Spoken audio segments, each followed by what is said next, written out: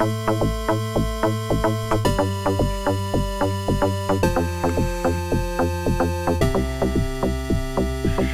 you like to read, if you like to think, if you like to see the world differently, grab yourself a book, give this show a listen. Purple Lit Nerd gonna show you what you're missing.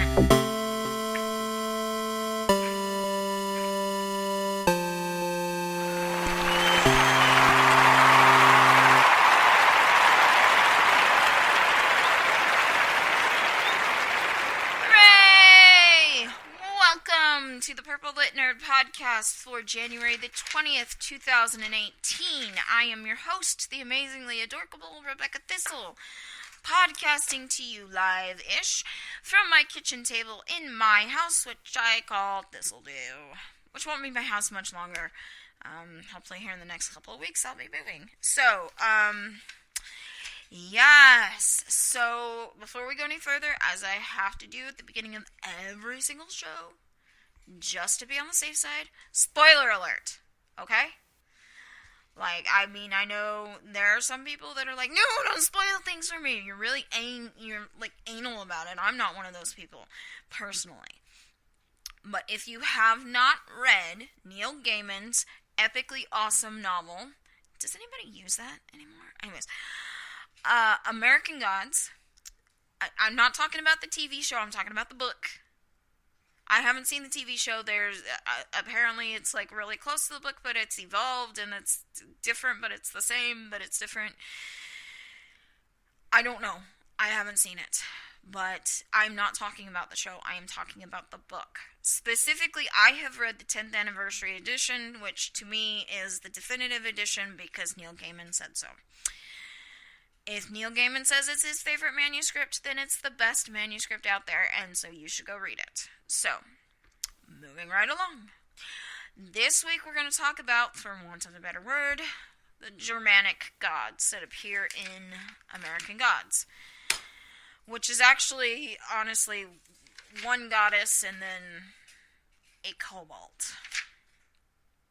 But sort of talking about the Germanic gods it's almost in a way it's like talking about the Celtic gods, where yes, you can sit here and you can go, oh, obviously this god or this goddess had Germanic origins, and the Germanic people at this time probably worshipped them in this way, yada, yada, yada, yada. There's variations from tribe to tribe. So, specifically, we're going to start with Easter, who is probably the only Germanic god that has survived into modern times, though most people don't really fully understand it.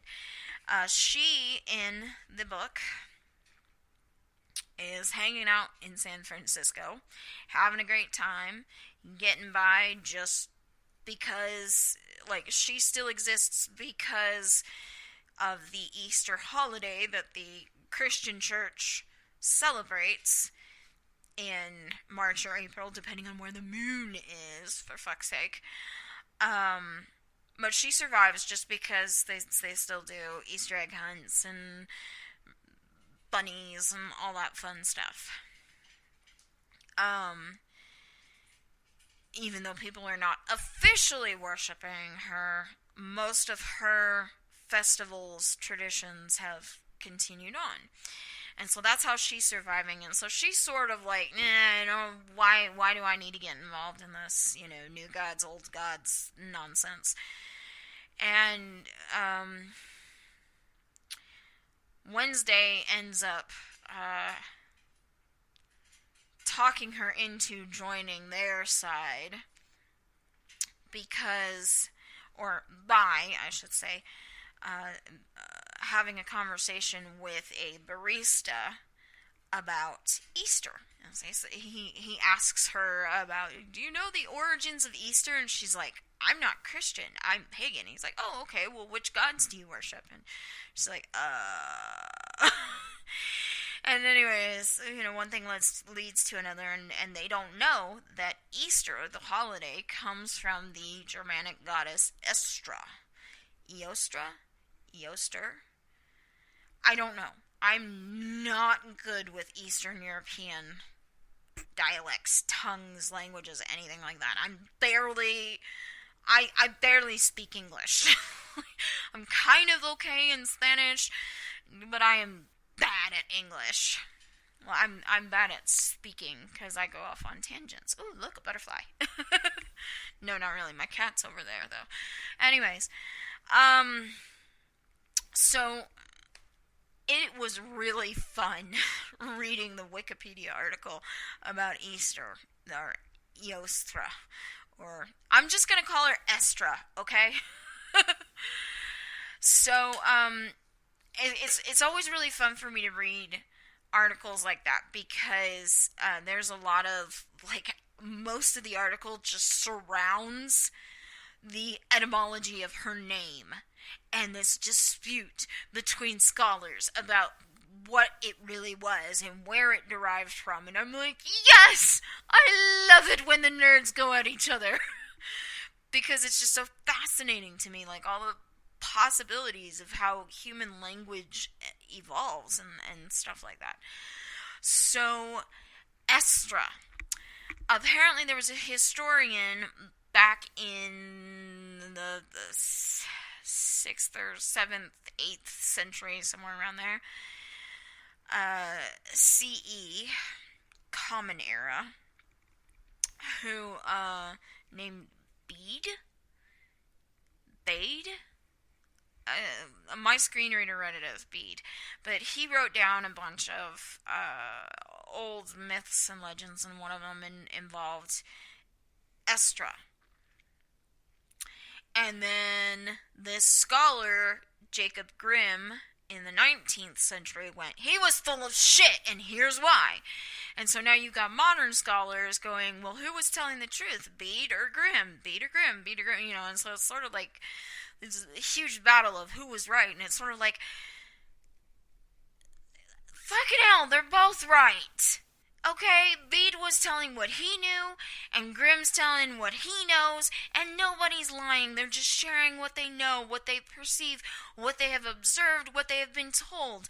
That's all there is to it. But, you know, but it's really interesting to read all that and see how that influences modern speculation. So I'm going to give you the best information that I can garner from reading contradictory, you know, things.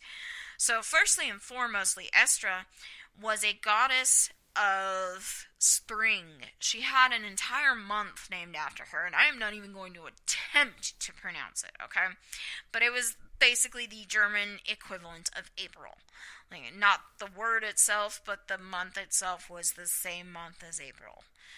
So she was a goddess of spring, and she was, her animal, quote-unquote, familiar was a rabbit.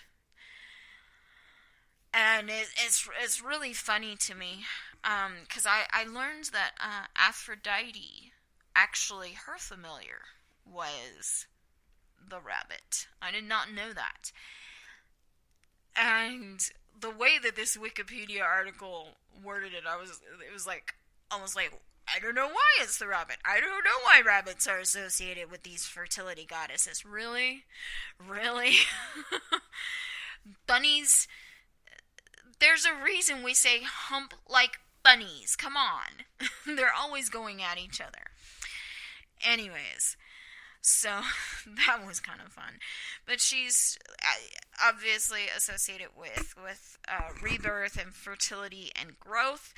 There is some evidence to suggest that she is associated with the dawn, the sunrise, the aurora, whatever you want to call it.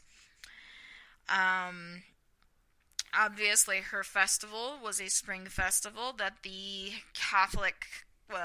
Christian church at that time, because there was no Catholic versus Protestant. So, anyway, so the Christians went, well, this is a lot of fun.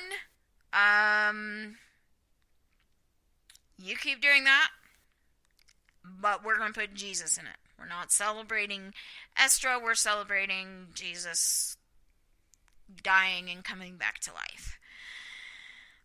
So a lot of our So eventually, because of, Romanization, Christianization, and the evolution of language, Estra became Easter, and so it is the holiday in the spring with eggs and bunnies. Bunnies are for shagging, eggs are for fertility, or so says Eddie Izzard, and that makes a lot of sense to me. So that's Easter. Interesting speculation, I guess you could say, is that Freya, the Norse goddess of stuff and things, that I can't remember right now, but she's like one of the biggest female badasses in Norse theology. Freya drives a chariot pulled by cats.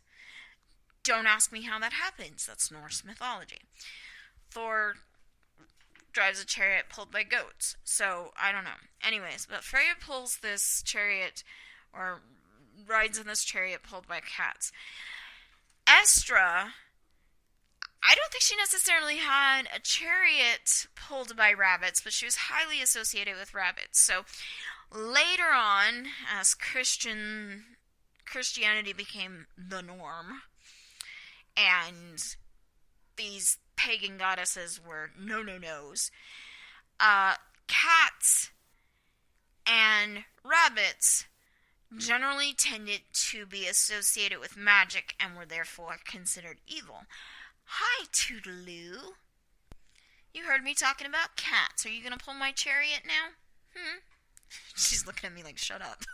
Anyway, so that's kind of an interesting thing. My alarm just went off, and I'm not starting this show over again. I'm just saying. So let's take that as a moving right along cue.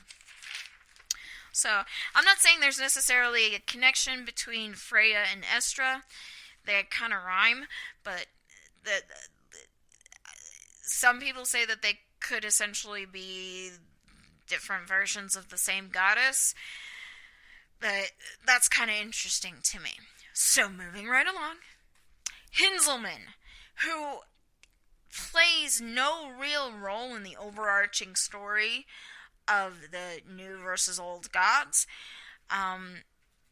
but he plays the most critical role in the subplot, the investigation of... Get off of my table, you crazy cat. The investigation of the disappearance of, I forget the character's name now, but the little girl, 12, 13 years old, and all that. So, Hinzelmann is, like, older than dirt, and he lives in this town called Lakeside. I assume Michigan. It's not 100% clear that it is Michigan. Could be Wisconsin. Could be... I don't know. I'm not good at geography. I'm sorry. But he is the oldest... I guess it is Michigan. He's the oldest person in Michigan, and so he's always telling these crazy tales. Now, here's the thing about Lakeside is while every town around it is just falling to pieces, Lakeside is thriving. And here's where the spoiler alert... I have to reiterate it. The reason that Lakeside continues to thrive is because Hinzelmann, every year, abducts a child, hides it in the trunk of one of his clunker cars, which he puts out on the ice of the lake, and it eventually, as the spring comes, the ice melts and the car sinks into the lake, and they take bets on when it's going to happen. And all the money goes to charity, and et cetera, et cetera. Read the damn book. So that's Hinzelmann. That's what role he plays. Now, he is later discovered by Shadow to be a kobold. And the way that he came into existence... historically, is that he was a, golden child who was born to some tribe and for whatever reason decided, this child is of the gods or from the gods or whatever, and so they keep the